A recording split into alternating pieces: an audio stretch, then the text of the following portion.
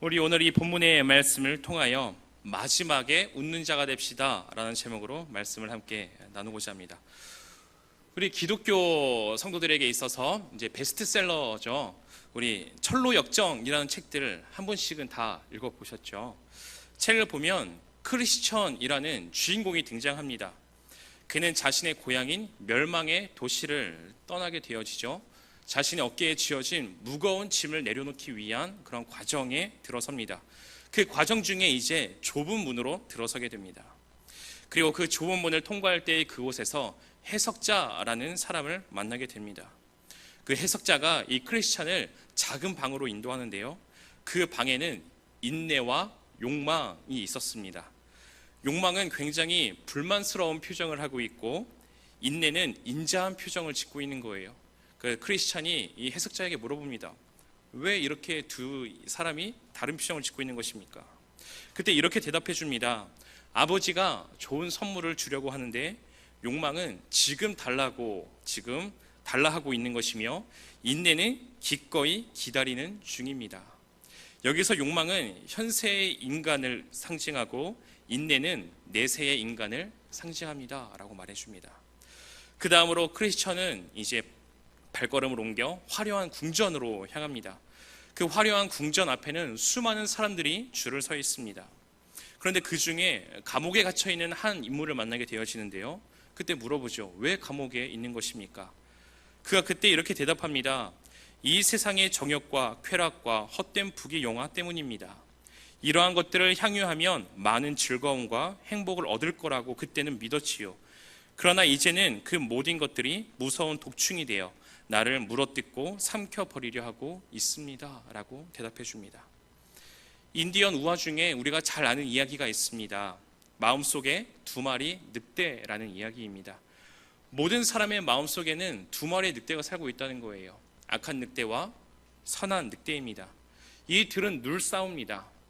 그런데 이 싸울 때에 누가 승리를 합니까? 혹시 처음 들어보는 이야기이신가요? 네, 먹이를 많이 준 늑대가 승리한다라는 그런 이야기죠. 마찬가지인 것 같습니다. 우리 안에는 욕망과 인내라는 것이 계속하여 싸움하고 있습니다. 화려한 궁전의 감옥에 갇혀 있었던 그 사람은 욕망에게 먹이를 준 사람이었습니다. 당장 눈앞에 보이는 정욕과 쾌락, 부와 영화를 얻기 위한 길을 선택했더라는 거예요. 하나님께서 주실 그 영화, 가장 좋은 아름다움을 하나님께서 분명히 선물로 약속하고 계시는데, 그것을 기다리지 못하고 이 땅에서 그것을 누리고자 찾은 결과였습니다. 과연 나는 욕망과 인내 중에 과연 누구에게 먹이를 주는 인생을 살아가고 있습니까? 오늘 본문에는 두 부류의 사람이 등장하고 있습니다. 하나님의 백성과 그렇지 않은 사람이 등장하는 것이 아니라, 하나님과 상관이시 살아갔던 사람들, 하나님의 이름을 불렀던 자들, 그들 중에서 두 부류가 있음을 우리에게 말해주고 있는데요. 첫 번째 부류는요, 하나님의 아들 중에 첫 번째 부류는 이 욕망에게 먹이를 준 사람들입니다. 우리 2절 말씀 함께 읽어보겠습니다. 2절입니다. 시작. 하나님의 아들들이 사람의 딸들의 아름다움을 보고 자기들이 좋아하는 모든 여자를 아내로 삼는지라. 아멘. 여기서 하나님의 아들들과 사람의 딸들이 등장을 하죠. 하나님의 아들들은 아담의 이제 자녀 중 셋의 후손을 일컫는 것이 하나님의 아들입니다. 우리가 잘 아는 이야기지만 오늘의 본문을 조금 더 이해하기 위해서 잠시 짚고 넘어갈 부분이 있는데요. 아담에게는 두 아들이 있었죠. 누구와 누구였습니까? 저 너무 어려운 질문을 드리고 있나요? 네, 가인과 아벨이었죠.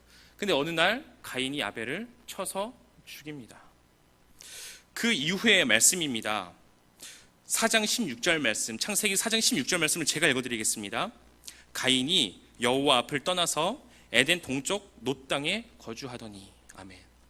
지금 가인은 아벨을 쳐 죽인 이후에 회개하고 하나님께로 다시 돌아온 것이 아니라 이제 그때로부터 아예 하나님을 떠난 인생을 살아가게 되어집니다. 나는 이제 하나님과 상관이 없다라는 그러한 인생인 것이죠. 그렇다면 이제 아담과 하와는 어떻게 되는 것일까요? 자신에게 두 아들이 있었습니다. 그런데 가인은 하나님을 떠나 집을 떠났으며 아벨은 죽었습니다. 분명 하나님께서는 자신들에게 약속을 주셨거든요. 우리가 잘 알고 있는 원시복음이라 일컬어지는 창세기 3장 15절의 말씀을 제가 읽어드리겠습니다. 내가 너로 여자와 원수가 되게 하고 내 후손도 여자의 후손과 원수가 되게 하리니 여자의 후손은 내 머리를 상하게 할 것이요 너는 그의 발꿈치를 상하게 할 것이니라 하시고 아멘. 분명 하나님께서는 아담과 하와에게 약속을 주고 계십니다. 어떤 약속입니까? 내가 너에게 후손을 주고 그 후손을 통하여서 내가 구원의 역사를 베풀어 나갈 거야 라고 약속을 주고 계시는 거예요. 이제 가인은 하나님을 떠났기 때문에 가인을 통하여 이 약속이 이루어지는 것은 아닙니다. 그냥 아들이 없습니다. 근데 어떻게 이 약속이 이루어집니까? 하나님께서는 아담과 하와에게 또 다른 아들을 주십니다. 4장 25절과 26절 말씀을 읽어드리겠습니다. 아담이 다시 자기 아내와 동침하매 그가 아들을 낳아 그의 이름을 셋이라 하였으니 이는 하나님이 내게 가인이 죽인 아벨 대신에 다른 씨를 주셨다 함이며 셋도 아들을 낳고 그의 이름을 에노스라 하였으며 그때의 사람들이 비로소 여호와의 이름을 불렀더라. 아멘. 하나님께서는 지금 또 다른 아들 셋을 통하여서 아담에게 주셨던 그 약속을 이루어가고 계시더라는 거예요. 가인과 그의 자녀들, 그의 후손들은 하나님과 더 이상 상관없는 인생을 살기로 선택하게 되었지만 이 셋의 후손들은 여호와의 이름을 부르기 시작하며 하나님과 상관 있는, 하나님과 관계하는, 교제하는 인생으로 살아가게 되었더라는 것입니다. 오늘 본문에 등장하는 이 하나님의 아들들은 바로 이 셋의 후손을 가리킵니다. 하나님과의 언약적인 관계 안에서 여호와의 이름을 부르며 살아갔던 자들입니다. 지금의 말로 말한다면 바로 성도라 말할 수 있겠지요. 그리고 뒤에 나오는 사람의 딸들이란 하나님을 믿지 않고 섬기지 않고 하나님의 왕되심을 부정하며 하나님 대신하여 내가 내 인생의 왕이 된다라고 하나님을 떠난 가인의 후손들을 말하는 것입니다. 그런데 여기에서 지금 문제가 발생해요. 하나님의 아들들이요, 사람들의 딸들을 보는데 어떻게 됩니까? 그들의 아름다움을 보고 반하게 됩니다. 그리고 이제 그들과 이제 함께 결혼하며 그들을 따라 살고자 합니다. 우리는 결혼했다라는 말을 통하여서 이 하나님의 아들들이 이 사람의 딸들을 어떻게 대했는지를 알 수가 있는데요.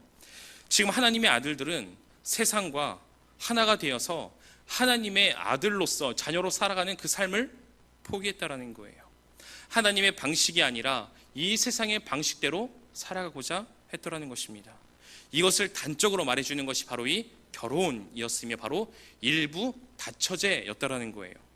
2절 말씀을 보면 모든 여자를 아내로 삼는지라 라고 말하고 있죠. 여기서 아내는 단수가 아니라 복수입니다. 하나님의 아들들이 자기의 눈에 보기 좋은 모든 여자들을 계속 결혼하기 시작하는 거예요. 여러 명의 아내를 두기 시작합니다.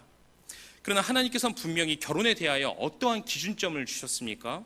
창세기 2장 24절 말씀, 이러므로 남자가 부모를 떠나 그의 아내와 합하여 둘이 한 몸을 이룰지로다 라고 분명히 말씀하셨습니다. 여기서 아내는 복수가 아니라 단수예요. 남자는 한 여자를 만나, 여자도 한 남자를 만나 결혼하여 서로 하나 한 몸을 이루는 것이 하나님의 뜻이었습니다. 하나님의 아들들에게 있어서 가장 중요한 결혼에 대한 가치는 일부 일처였습니다. 그런데 하나님의 아들들이 이 하나님의 말씀을 무시하기 시작하는 거예요. 그 이유가 무엇입니까? 왜 하나님의 말씀을 무시합니까? 자기 눈에 보기에 좋은 대로입니다. 하와가 에덴 동산에서 선악과를 따먹었던 그 이유가 무엇이었습니까? 첫 유혹의 시작점이 무엇이었습니까? 봤다는 거죠. 보고 탐했고 취했더라는 거예요.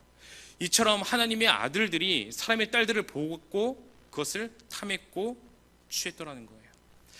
저들처럼 살아가선 안 되지 라고 신앙을 지키기 위하여 선을 긋는 것이 아니라 나도 저들처럼 한번 살아가고 싶다 라고 생각하게 되었다라는 거예요. 왠지 지금 나보다 저들이 더 행복해 보이는 거예요. 그렇다면 하나님의 아들들이 본 이 사람의 딸들의 그 아름다움이 과연 무엇일까요? 단순히 셋의 후손들의 여인들은 다들 좀 약간 못난이었기 때문에, 근데 가인의 후손의 여자들은 너무나 아름다운 외모를 갖고 있었기 때문에 그들에게 반해서 결혼했다, 지금 그것을 말하고 있는 것일까요? 그것이 아니에요. 아닙니다. 앞서서 말씀드렸지만 하나님의 아들들은 하나님의 약속 안에 있는 셋의 모든 후손들을 통칭하여 이르는 말입니다. 사람의 딸들 또한 하나님을 버리고 떠난 가인의 모든 후손들을 통칭적으로 일컫는 말입니다. 이는 단순히 남자가 여자의 아름다움을 보고 반하여서 그들과 결혼했다라는 것을 말해주는 게 아니라는 거죠. 하와가 선악과를 볼 때에 그 선악과를 먹으면 정말 내가 하나님처럼 돼서 행복해질 것 같아. 그 탐스러움, 그 아름다움, 그것을 지금 성도가 하나님과 전혀 상관이 없는 사람의 딸들을 보면서, 이 세상을 보면서 그 탐스러움, 아름다움을 지금 느끼고 있더라는 거예요. 사람의 딸들, 곧 가인의 후손들이 살아가는 모습을 보니까 너무 아름다워 보여요. 너무 흠모할 만해요. 너무 화려해 보입니다. 잠시 앞으로 넘어가서 우리 창세기 4장 19절로 22절까지의 말씀을 함께 읽어보기를 원하는데요. 가인의 족보입니다. 하나님과 상관없는 가인의 족보에 대해서 이렇게 말하고 있어요. 우리 4장 19절로 22절까지의 말씀 우리 함께 읽어보겠습니다. 시작. 라멕이 두 아내를 맞이하였으니 이름이 실라였더라. 아다는 야발을 낳았으니 그는 장막에 거주하며 가축을 치는 자의 조상이 되었고 그의 아우의 이름은 유발이니 그는 수금과 퉁소를 잡는 신라는 두발가인을 낳았으니 그는 구리와 새로 여러 가지 기구를 만드는 자요. 아멘. 여기까지 읽겠습니다. 네, 감사합니다. 야발의 가문은 요즘 말로 말하면 이런 거예요. 가인의 후손 중에 야발이라는 인물이 있는데 그들 안에서 뛰어난 요식업자들이 막 배출되기 시작했다는 거예요. 가축을 치기 위해 유목민처럼 여러 여기저기를 떠도는 인생이 아니라 장막을 치고 한 곳에서 가축을 키우기 시작하며 이제 그 가축을 잡아다 맛있는 요리를 만들어 팔기 시작하는 거죠. 유발이라는 가문은 이렇습니다. 수금이나 퉁소 등 악기를 잘 다루는 인물들이 막 배출되는 거예요. 지금 시대의 말로 표현하자면 돈을 잘 버는 엔터테인먼트 사장들이 막 배출되는 겁니다. 두발가인의 가문은 이렇습니다. 구리와 쇠로 여러 가지 기구를 만드는 거예요. 요즘 말로 말하면 강력한 무기 판매업자들이 그 안에서 생겨나기 시작합니다. 그러면서 가인의 후손들이 이 세상에서 쌓아간 것들이 있어요. 바로 그것은 부와 명예와 권력이었다는 거예요. 가인의 후손들의 삶을 보면은 부가 넘쳐요. 명예가 있는 것 같아요. 힘이 있습니다. 능력이 있어 보입니다. 뭔가 하는 일마다 승승장구하는 것처럼 보이는 거예요. 그것에 비해서 그 하나님의 이 아들들에 일컬어지는 이 셋의 족보의 그 이야기는 어떻게 그려지고 있을까요? 창세기 5장의 말씀은 이제 아담의 족보를 그리고 있는데요. 바로 그 말씀 중에 우리는 아담의 후손들, 곧 셋의 후손들이 어떠한 모양으로 살았는지 엿볼 수가 있습니다. 5장 3절 말씀부터 제가 좀 빠르게 읽어드리겠습니다. 아담은 130세에 자기의 모양 곧 자기의 형상과 같은 아들을 낳아 이름을 셋이라 하였고, 다시 말하여서 하나님의 이 아담을 향한 약속이 셋을 통하여 흘러가기 시작했다라는 거예요. 아담은 셋을 낳은 후 800년을 지내며 자녀들을 낳았으며 그는 930세를 살고 죽었더라. 셋은 105세에 에노스를 낳았고 에노스를 낳은 후 807년을 지내며 자녀들을 낳았으며 그는 912세를 살고 죽었더라. 에노스는 90세에 게난을 낳았고 게난을 낳은 후 815년을 지내며 자녀들을 낳았으며 그는 905세를 살고 죽었더라. 여기까지만 읽겠습니다. 지금 아담의 정통성은 세 세계로 흐르고 있죠. 셋의 족보에 대한 설명은 지금 어떤 것입니까? 뭐 특별한 게 없어요. 태어났고 살았고 죽었다. 낳았고 살았고 죽었다. 낳았고 살았고 죽었다. 이것만 계속 반복돼요. 이것이 셋의 족보의 이야기입니다.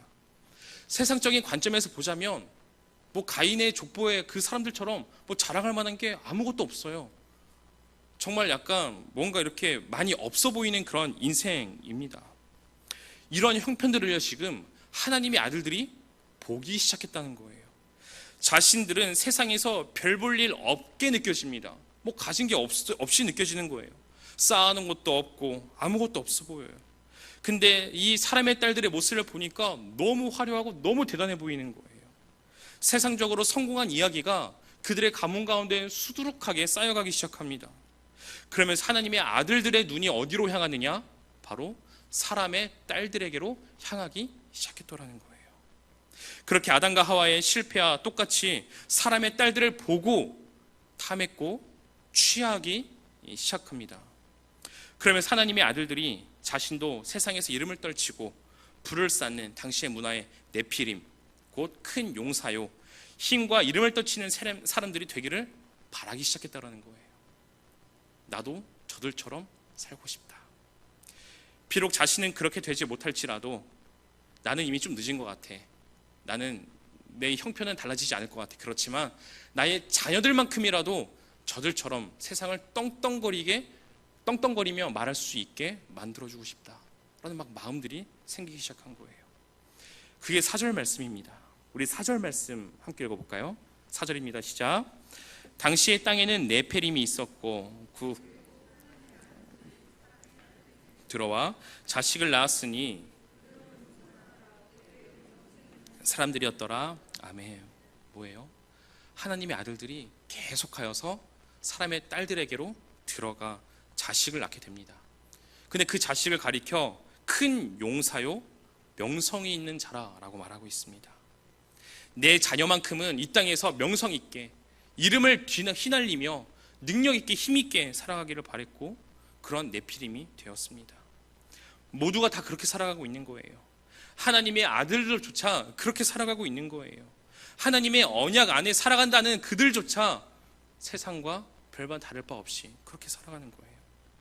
아마 그들에게 인생의 목적을 묻는다면 큰 용사가 되는 것, 내 자녀를 큰 용사로 만드는 것, 명성 있는 가문을 세워나가는 것, 그것이 아마 그들의 인생의 목적이었을 것입니다. 사랑하는 사랑의 가족 여러분, 이것은 비단 노아 시대의 하나님의 백성들의 이야기만은 아닌 것 같습니다. 혹여나 우리 가운데에 주어진 이야기가 아닌가 우리는 생각해 봐야 합니다. 예수님을 믿고 하나님의 백성이 되었지만 여전히 우리 내면에는 하나님 없어도 좋은 직장에 다니고 돈 많이 벌고 성공하고 잘 돼가는 사람을 볼 때에 혹은 우리 마음 가운데에 부러워하는 마음이 있지 않습니까? 내가 지금 있는 삶의 자리에서 네피림이 될 수 있다면 하나님의 방법은 중요하지 않고 성공할 수만 있다면 하나님의 아들들이 하나님의 말씀을 떠나 일부 일처를 떠나 일부 다처를 선택하였던 것처럼 하나님의 방법은 중요하지 않고 단지 성공의 방법을 택하며 그렇게 살아가고자 하는 우리의 모습이 있지는 않은지 우리는 돌아봐야 할 것입니다. 그런데 오늘 본문을 보면 같은 하나님의 아들들 셋의 후손이었음에도 불구하고 다른 길을 걸은 한 사람이 등장합니다. 이 사람은 욕망에게 먹이를 준 사람이 아니라 인내에 먹이를 준 사람이었습니다. 바로 노아이죠. 노아는 하나님의 아들들에게 속한 인물입니다. 그러나 그 행보가 사뭇 달랐더라는 거예요. 우리 8절과 9절 말씀 함께 읽어보겠습니다. 8절과 9절입니다. 시작.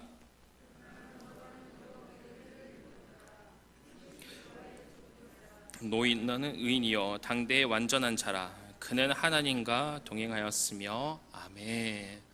너는 하나님께 특별한 은혜를 입은 자로 설명하고 있습니다. 뭐 잘난 것이 있어서 은혜를 입은 것은 아니죠. 하나님께서 노아를 사랑하시고 선택하셔서 은혜를 베풀어 주셨습니다. 근데 그가 행한 다음 9절에서의 모습을 한번 보시길 바랍니다. 성경은 하나님의 은혜를 받고 이 땅을 사랑한 노아를 향하여 그는 의인이요 당대의 완전한 자였다라고 말합니다. 우린 이렇게 물어볼 수 있을 것 같습니다. 그럼 노아는 죄를 짓지 않고 살아간 것입니까? 하나님의 은혜를 받은 자들은 죄를 짓지 않는 인생을 살아가는 자들인 것입니까? 근데 그렇지 않습니다. 중요한 것은 노아가 왜 의인이요 당대의 완전한 자라라는 그러한 말을 듣게 됐는지가 중요하죠. 그 이유는 바로 뒤에 있습니다. 그는 하나님과 동행하였더라. 아멘. 노아 또한 우리와 같이 죄인으로 이 땅에 태어난 자입니다. 질문이 하나 있습니다. 과연 죄를 지어서 죄인이 된 걸까요? 죄인이기 때문에 죄를 짓는 걸까요? 저는 어려운 질문하지 않습니다. 네, 다 마음속으로는 정답을 말씀하셨죠? 후자예요, 후자. 죄인이기 때문에 우리는 죄를 지을 수밖에 없습니다.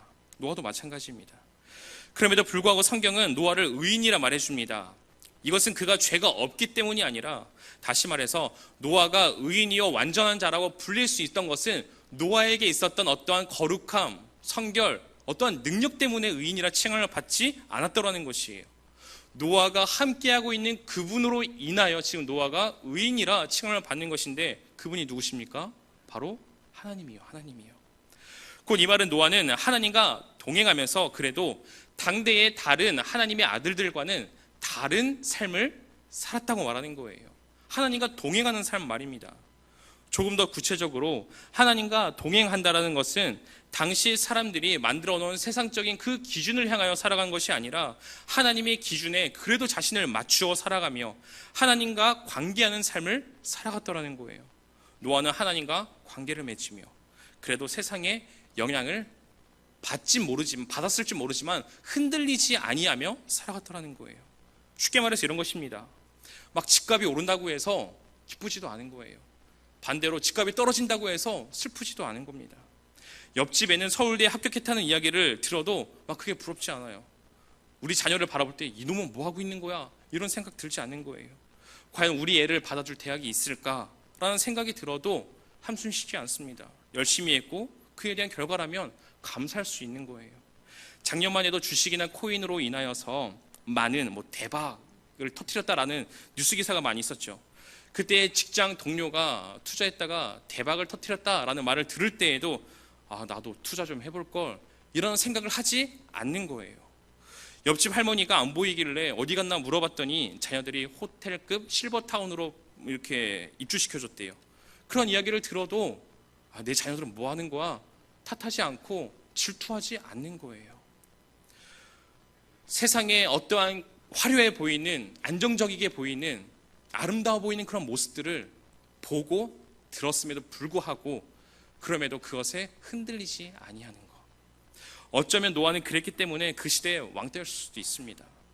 그 세상에서는 소위 잘 나간다는 소리를 듣지 못했을 수도 있어요. 쉽게 말해서 변변치 않은 인생을 살았을 수도 있습니다. 그럼에도 불구하고 이 점에서 노아는 달랐습니다. 이 다름이 하나님께 보였다라는 거예요.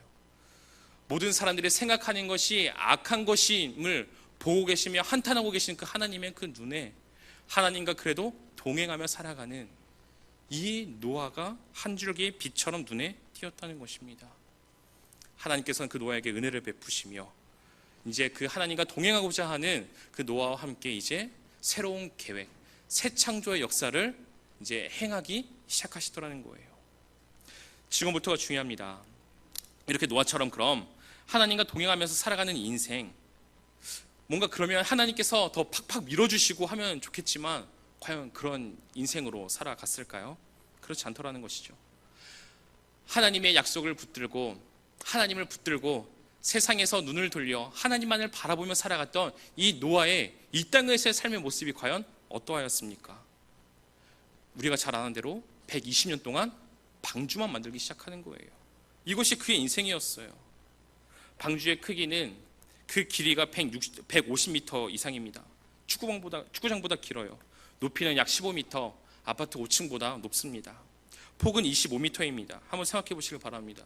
세상의 관점에서 볼 때 노아가 하고 있는 이 행동들 어떻게 보이겠습니까?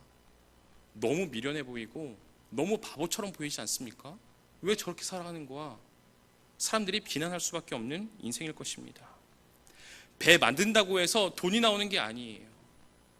배를 만든다고 해서 내 명성이 높아지거나 권력이 생기는 게 아닙니다. 도리어 사람들에게는 비난이요, 아니면 손가락질을 당했을 수도 있습니다. 그런데 그러한 세월이 몇 년입니까? 1년만 방주를 만든 게 아니에요. 10년, 50년, 100년이 아니에요. 몇 년 동안입니까? 120년 동안 그 일을 하고 있었다는 거예요. 이런 미련해 보이는 노아의 모습을 우리는 무엇이라 표현할 수 있겠습니까? 세상은 바보 같다라고 말하겠지만 우리는 그런 노아의 모습에서 무엇을 발견할 수 있는 것입니까?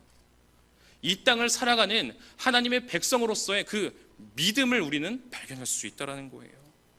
오늘 본문 7절 말씀을 보면 사람들의 생각이 악함이 가득한 것을 보시고 하나님께서는 마음에 한탄하사 물로 모든 세상을 진멸, 쓸어버리기로 작정하십니다. 여러분, 하나님께서 내가 물로 이 땅을 심판할 거야 라는 이야기를 노아가 들었을 때에 노아는 그것을 어떻게 생각했을까요? 학자들에 따르면 그때까지 비는요 한 방울도 내리지 않았대요. 비가 뭔지도 모르는 거예요. 하늘에서 물이 떨어진다고? 그게 도대체 어떤 광경이야? 알지 못해요. 이해할 수 없어요. 상상도 되지 않는 그런 일이에요. 근데 하나님께서 물로 세상을 심판하시겠대요. 모든 것이 막연하고 사실 노아의 입장에서는 모든 것이 이해가 되지 않는 상황입니다. 상상도 안 되는 상황이에요. 그럼에도 노아는 120년 동안 배를 만들었다라는 거죠. 창세기 6장 22절 말씀을 우리 함께 읽어보겠습니다. 우리 22절 말씀입니다. 22절 말씀 시작. 노아가 그와 같이 하여 하나님이 자기에게 명령하신 대로 다 준행하였더라. 아멘. 우리 성도 여러분, 이것이 바로 믿음입니다. 하나님께서 이제 됐다 하시는 그때까지 포기하지 않고 준행하는 것, 이것이 믿음입니다. 노아와 오늘의 말씀을 묵상할 때 노아와 저의 차이점이 바로 이것이라는 걸 느꼈습니다. 저는 개인적으로 하나님께 순종하고자 할 때에 이해하고 알 수 있는 것에 대해서 순종하고자 했던 모습을 발견하였습니다. 근데 그것은 진정한 믿음이 아니었다라는 거예요. 만약 내가 다 알고 순종한다면 그것은 내 믿음입니다. 내 믿음. 어떤 등산객이 산에서 길을 잃었습니다. 흐린 날씨에 이제 날이 어두워지면서 한치 앞을 볼 수 없는 그런 상황에 발을 헛디뎌 낭떠러지로 떨어지고 말았습니다. 허우적대며 이렇게 구르다가 손에 잡히는 나뭇가지를 붙잡았습니다. 절벽 틈에서 자라난 나뭇가지였습니다. 한밤중에 깊은 산속에서 이제 내가 죽는구나 생각을 하며 하나님께 기도합니다. 하나님, 제발 저 좀 살려주세요. 간절히 기도하기 시작합니다. 그때 하나님께서 음성을 들려주십니다. 놔라 라고 말씀하시는 거예요. 놓으라니요. 놓으면 내가 죽을 것 같은데 살려달라고 했더니만 절 죽이시려 합니까? 어떻게 이 가지를 놓을 수 있겠습니까? 약이 올라 더 바짝 그 나뭇가지를 붙들기 시작합니다. 이를 악물고 버티며 동이 틀 때에, 주변이 환해질 때에 밑을 내려다 보았습니다. 자기는 낭떠러지인 줄 알았던 바로 그곳, 바로 고작 50cm 바닥이 있었던 거예요. 밑에. 만약 내가 그와 같은 상황이었다면 나는 나뭇가지를 놓을 수 있을 것 같습니까? 손을 놓기 어려울 것 같습니다. 처절하게 붙들 것 같습니다. 왜 그렇습니까? 하나님의 약속은 잘 보이지 않는 것 같기 때문이에요. 어떻게 하나님의 약속이 내 가운데 성취가 되어질지 너무나 막연하게 느껴질 때가 있기 때문이에요.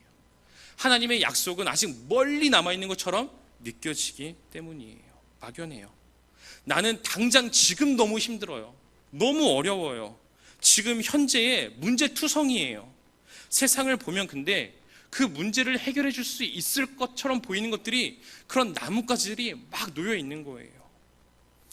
더 크고 튼튼한 그런 나뭇가지를 찾고자 노력합니다. 그렇게 나뭇가지를 붙들고 씨름하는 우리의 인생은 아닌지 모르겠습니다. 그런데 놓으라는 응답이 내려옵니다. 놓는 것이 믿음입니다. 내 경험과 나의 상식은 놓으면 죽는다 말하고 있어요. 그렇지만 하나님께서 놓으라 할 때에 놓는 것이 믿음이에요. 놓을 때에 비로소 우리는 하나님의 크심을 발견할 수 있으며 나와 함께 하시는 하나님을, 그 동행하는 하나님을 느낄 수 있게 되는 거예요. 이해할 수 없어도, 보이지 않아도 우리는 나뭇가지를 놓을 수 있어야 합니다. 어떻게요? 하나님을 신뢰하기 때문입니다. 나의 경험, 나의 생각, 그런 것들을 신뢰하는 것이 아니라 하나님을 신뢰하기 때문에 우리는 그렇게 할 수 있더라는 거예요. 자신이 아니라 나의 경험, 나의 능력, 나의 환경이 아니라 하나님에 대한 신뢰로 순종하는 것, 그것이 바로 노아가 보이고 있는 믿음이었다라는 사실입니다. 노아는 지금 눈앞에 있는 나뭇가지가 아니라 하나님의 말씀을 붙잡고 있는 거예요. 때로는 세상이 조롱할 수도 있습니다. 인정받지 못하고 심지어 박해를 받을 수도 있습니다. 그런데 오늘 본문은 우리에게 노아의 믿음을 통하여 분명히 말해주는 것이 있습니다. 그것이 바로 은혜 받은 성도의 믿음의 모습임을 우리에게 분명히 말해주고 있는 것입니다. 사랑하는 삶의 가족 여러분, 꼭 기억해야 합니다. 하나님께서 자기에게 순종한 자들에게 주시는 것은 부와 권력과 인기와 명성이 아닙니다. 바로 은혜입니다. 혹시 이 자리에 함께 예배하고 있는 나는 세상의 명성을 바라고 있습니까? 아니면 하나님의 은혜를 바라보고 있습니까? 진실되게 우리 자신에게 물어봐야 합니다. 예수님께서 십자가에 못 박히시기 이전에 제자들에게 이렇게 말씀하십니다. 요한복음 16장 33절 말씀을 읽어드리겠습니다. 요한복음 16장 33절입니다. 이것을 너희에게 이르는 것은 너희로 내 안에서 평안을 누리게 하려 함이라. 세상에서는 너희가 환난을 당하나 담대하라. 내가 세상을 이겼노라. 아멘. 예수님께서 십자가를 지시기 이전에 왜 이런 말씀을 하셨을까요? 제자들을 아셨기 때문이에요. 제자들은 로마가 보여주는 그런 평화에 길들여져 있었기 때문이에요. 예수님을 나 쫓습니다 라고 말하였던 그들 또한 로마의 평화에 길들여져 있었습니다. 로마가 보여주는 평화가 무엇이었습니까? 팍스로마예요. 팍스로마는 힘으로 짓누르는 평화입니다. 돈이 있으면 사람들이 내 앞에서 벌벌 떱니다. 무언가를 하지 못해요. 로마는 그것을 가지고 평화를 보여주기 시작하는 거예요. 내 힘과 나의 능력으로 짓누르며 그럴 때 주어지는 평화, 그것이 진짜 평화 아니겠느냐라고 말하는 것이 로마의 평화였어요. 그래서 사람들은 다 돈이 있기를 바라였고 권력이 있기를 바라였습니다. 지금 제자들도 동일한 평화에 길들여져 있었다는 거예요. 제자들이 예수님을 메시아로 여길 때 어떤 메시아로 여겼습니까? 군사적 메시아로 여기지 않습니까? 예수님께서 힘을 가진 메시아로서 그 로마를 힘으로 짓누르고 유대인들을 구원하기를 바라는 그런 메시아로 여기지 않았습니까? 제자들 또한 하나님을 따른다 하는 그들 또한 팍스 로마, 이 세상의 논리에 길들여져 있었다는 거예요. 나 또한 힘이 있으면 좋겠다. 능력이 있으면 좋겠다. 예수님을 따르게 되어지면 나에게 힘이 주어지면 좋겠다. 예수님이 그런 힘을 주시는 분이면 좋겠다. 그러한 마음이 있었다는 거예요. 그런 제자들에게 말씀하시는 거예요. 그러한 것의 평화는 없어 라고 말씀하시는 거예요. 겉보기에는 평화를 줄 수 있을 것처럼 보이지만 로마의 평화를 보세요. 큰 보좌가 있고 정말 화려하지 않습니까? 그런데 그러한 평화는 끊임없이 돈을 가져야 하며 끊임없이 누군가를 짓눌러야만 합니다. 그리고 그러한 평화는 내가 힘이 없어지게 되는 순간 잃어버릴 수밖에 없는 평화입니다. 그렇기에 항상 지금은 내가 힘이 있기에 평화가 있는 것처럼 느껴지지만 항상 긴장하고 염려하고 불안해하며 살아갈 수밖에 없어요. 나의 것을 잃을까 봐, 평화가 깨질까 봐 염려할 수밖에 없습니다. 그게 진짜 평화일까요? 그게 진짜 평안일까요? 그게 진짜 하나님의 백성이 바라는 평화의 모습일까요? 그렇지 않다라고 예수님이 말씀하시는 거예요. 자기 손에 쥐어진 힘으로부터 오는 불안정한 평화가 아니라, 얘들아, 나를 따르는 제자인 너희들은 내가 주는 온전한 평화를 누릴 수 있어야 돼. 왜? 내가 세상을 이겼거든. 그러니까 담대해. 세상을 두려워하지 마. 세상에 영향을 받지 마. 너희는 나만을 바라봐. 내가 너희에게 평화를 줄 거야 라고 지금 예수님이 말씀하시더라는 거예요. 직장이 변변치 않아도, 나는 지금 월세를 살고 전세에 살아도, 건강에 좋지 않아도, 내피림이 되지 못했다 할지라도 너희는 두려워하지 마라. 내가 그 세상을 이겼노라 라고 예수님이 우리에게 말씀하고 계십니다. 그럼 잘 보시길 바랍니다. 예수님께서 내가 세상을 이겼노라 라고 말씀하신 뒤에 어떠한 길을 걸으십니까? 십자가에 달려 죽으십니다. 세상적인 관점에서 본다면 이것은 승리가 아닙니다. 실패예요. 저주입니다. 그러나 예수님은 분명히 말씀하셨습니다. 십자가의 길을 목전에 두신 그 상태에서 너무나 담대하게 당당하게 너희는 담대하라. 내가 세상을 이겼다라고 말씀하십니다. 이길 거야 라고 말씀하시는 게 아니라 이미 이겼다라고 말씀하십니다. 그리고 결국은 무엇입니까? 십자가에서 죽으셨으나 그것이 끝이 아니라 죽음을 이기시고 부활하셨습니다. 실패한 것 같으나 성공하셨으며 진 것 같으나 승리하셨다라는 거예요. 히브리서 12장 2절 말씀을 읽어드리겠습니다. 믿음의 주요 또 온전하게 하시는 이인 예수를 바라보자. 그는 그 앞에 있는 기쁨을 위하여 십자가를 참으사 부끄러움을 개의치 아니하시더니 하나님 보좌 우편에 앉으셨느니라. 아멘. 예수님께서는 십자가의 부끄러움을 참으셨습니다. 그리고 승리하시고 하나님의 보좌 우편에 앉아 계시며 장차 모든 세상을 심판하실 심판주로 재림하실 것입니다. 예수님께서 그리고 오늘 본문의 노아가 보여주고 있는 것이 바로 이것이라는 거예요. 우리 사랑하는 삶의 가족 여러분, 우리에게도 심판의 날이 있습니다. 그날 우리는 어떠한 위치에 있을까요? 이러한 말이 있습니다. 마지막에 웃는 자가 진정한 승자다라는 말이 있죠. 120년간 노아는 미련해 보이는 삶을 살았습니다. 120년 동안 말입니다. 주변에 있는 네피림들에 비하면 자신의 인생은 정말로 보잘것없어 보이는 인생이었어요. 그러나 하나님의 심판의 날이 노아에게 구원의 날이 되었으며 승리의 날이 되었다는 거예요. 여러분, 잠시뿐인 이 땅에서 큰 용사로 명성을 휘날리는 자로 살아가기를 바라십니까? 아니면 하나님의 은혜로 인해 마지막 날 승리하는 자로 살아가길 바라십니까? 서두에 드렸던 질문을 다시 한번 드리겠습니다. 나는 욕망에게 밥을 주고 있습니까? 인내에게 밥을 주고 있습니까? 아마 예수 그리스도의 부활이 없었다면 우리는 사실 이렇게 살아갈 필요가 없는 거예요. 예수 그리스도의 죽음만이 있었다면 사실 우리처럼 불쌍한 자가 없다라고 사도 바울 또한 말하고 있지 않습니까? 우리는 어떠한 자들입니까? 이 땅의 삶이 끝이 아니라 부활의 삶이 있음을 믿음으로 바라보는 자들인 것입니다. 우리는 주님이 언제 다시 오실지 알지 못합니다. 맑았던 하늘에 갑자기 비가 내린 것처럼 언제 오실지 모릅니다. 예수님께서도 이렇게 말씀하십니다. 누가복음 17장 27절과 30절 말씀을 읽어드리겠습니다. 노아가 방주에 들어가던 날까지 사람들이 먹고 마시고 장가들고 시집가더니 홍수가 나서 그들을 다 멸망시켰으며 인자도 나타난 날에는 이러하리라 라고 말씀하십니다. 그렇게 우리는 늘 깨어 있어야 합니다. 어제와 동일한 오늘을 우리는 살아가고 있는 것처럼 느껴지죠. 먹고 마시며 사랑하는 사람들과 함께 교제하며 장가가고 시집가고 우리의 일상이 지속됩니다. 그런데 예수님은 그러한 일상 중에 정해진 때에 분명히 갑작스레 우리 가운데 재림하실 것입니다. 우리는 그날 그 훗날을 바라보며 살아가는 자들이라는 거예요. 그날에 웃을 수 있는 우리가 되길 소망합니다. 말씀을 마치고자 합니다. 제 머리에 깊게 내리가 박힌 설교가 한 편 있습니다. 존 파이퍼 목사님께서 하신 설교인데 인생을 낭비하지 마십시오 라는 제목의 설교입니다.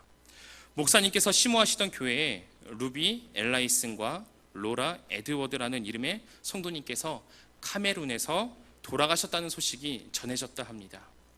이 루비 여사는 80살이 넘었으며 평생 독신으로 사셨고 직업은 간호사였습니다. 이 로라는 의사였고 은퇴 후에 이 루비와 파트너로 함께 카메룬의 병든 자, 연약한 자들을 돌보기 위해 카메룬의 여러 마을을 돌아다니고 있던 중이었다 합니다. 그렇게 산을 넘어가는 길에 자동차의 브레이크가 고장나고 그렇게 그대로 낭떠러지로 떨어져 즉사하고 말았다는 소식이었습니다. 존 파이퍼 목사님께서 이러한 얘기를 하신 뒤에 이러한 질문을 하시는데 그 질문이 제 가슴속에 여전히 남아있습니다. 여러분, 그 죽음이 과연 비극입니까? 라는 질문이었어요. 다시 한번 이 자리에서 여러분들께 여쭙고 싶습니다. 반역 정말로 그녀들의 그 삶이 비극적인 삶이었을까요? 하나님을 위해서 살아가다가 그렇게 절벽에 떨어져 죽음을 맞이한 삶 말입니다. 전능자의 그늘이란 책의 주인공인 짐 엘리어 선교사가 이런 말을 남겼습니다. 영원한 것을 얻고자 영원할 수 없는 것을 버리는 자는 바보가 아니다 라고 말이죠. 그녀들 그리고 짐 엘리어 선교사가 아마 이 땅에서의 삶이 끝인 인생이었다면 그 인생은 분명 미련한 인생입니다. 세상 사람들은 그녀들의 이 죽음을, 짐 엘리어 선교사의 죽음을 바보 같다, 미련하다 충분히 말할 수 있습니다. 왜요? 그들은 이 땅에서의 삶이 끝이라 생각하기 때문이에요. 그렇지만 우리는 이 삶이 비극이라 생각하지 않지 않습니까? 정말 영광스러운 죽음이라 생각하지 않습니까? 노아는 바보, 미련한 자가 아니었습니다. 그는 영원한 것을 얻었기 때문입니다. 도리어 미련한 자는 노아의 인생을 보고 비웃던 자들, 그들이 미련한 자였던 것입니다. 이것이 분명 드러날 날이 우리에게 올 것입니다. 예수 그리스도께서 재림하시는 바로 그날 진짜 비극적인 삶의 주인공이 누구인지 분명히 밝혀질 것입니다. 간절히 소망하는 것은 욕망이 아니라 인내를, 영원할 수 없는 이 땅의 것이 아니라 영원한 것을 선택할 수 있는 우리의 삶이 되기를 간절히 소망합니다. 우리 모두는 마지막 날에 우리 함께 모두 더불어 웃게 되기를 주님의 이름으로 축원합니다. 우리 시간 들은 말씀 생각하며 함께 찬양하겠습니다. 노아라고 믿음의 길을 걷는 것이 과연 쉬웠을까요? 그렇지 않습니다. 그럼에도 120년이라는 시간 동안 그렇게 살아갔어요. 어떻게 해요? 하나님께서는 말로만 이렇게 살아라는 분이 아니기 때문이에요. 분명히 말씀드렸죠. 노아는 하나님과 동행하였더라예요. 120년간 사람들이 노아를 조롱하고 비난하고 있는 그 순간에도 노아는 나 홀로 방주를 지은 것이 아니라 하나님과 함께 동행하는 인생을 살았더라는 거예요. 그 인생 가운데 과연 사람들의 비난, 내가 하고 있는 것이 돈이 되지 않고 명성이 되지 않고 권력이 되지 않는다 해서 과연 실망하였을까요? 실망하지 않았을 거라는 거예요. 사도 바울 또한 그렇지 않습니까? 그의 인생을 돌아보시길 바랍니다. 세상적인 기준으로 바라본다면 정말로 비참한 인생을 살아온 인생일 수 있겠지만 사울은 그 인생 중에 나는 비참하다 말하지 않아요. 도리어 기쁘다 말합니다. 감사하다 고백합니다. 이것이 우리 성도의 인생이라는 거예요. 성도의 인생. 우리가 붙들고 있는 나뭇가지가 있습니까? 그것을 내려놓을 수 있는 우리가 되기를 바랍니다. 내려놓고 하나님의 말씀을 붙드는 인생이 되기를 바랍니다. 내가 붙들고 있는 그 나뭇가지를 통하여 평안을 누리고자 하였지만 그 불안한 평화가 아니라 하나님의 말씀을 붙들고 믿음의 주여 우리를 온전하게 하시는 예수 그리스도를 붙드는 그 순간 우리는 주님 안에서 온전한 평화, 온전한 기쁨과 감사를 누릴 수 있게 됐더라는 거예요. 상황과 환경을 뛰어넘는 평안을 우리는 그 안에서 누릴 수 있게 되는 것입니다.